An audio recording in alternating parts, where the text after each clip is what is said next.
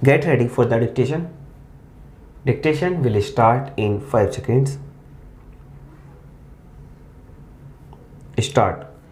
Minimum wage rates in larger towns and cities are so much higher than in rural areas that the same amount of money would generate far fewer jobs while at the same time attracting large numbers of job seekers from distant rural and mofussil areas who should really be looked after in their homes or in the vicinity of their house.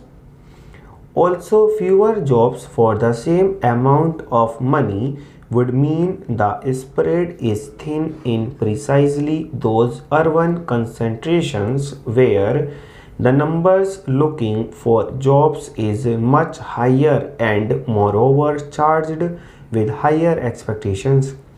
We have therefore decided that the second component of the Nehru Rozgar Yojana should comprise a scheme of generating the required employment through a special thrust to housing and shelter upgradation in all towns and cities with a population in excess of 1 lakh.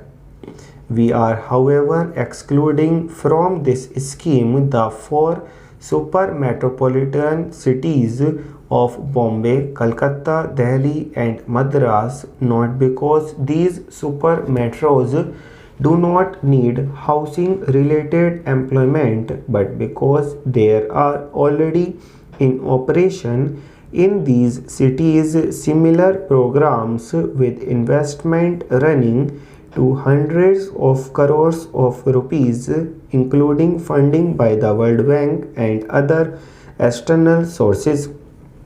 Thus, the Nehru Rozgar Yojana component for urban employment through housing and shelter upgradation might be seen as the extension of the concept of employment through house building and shelter upgradation to the hitherto somewhat neglected smaller metropolitan and non-metropolitan cities and towns of our country. Under this component, we have focused on the most labor-intensive activity available in urban areas, namely the construction and upgradation of dwelling units and housing.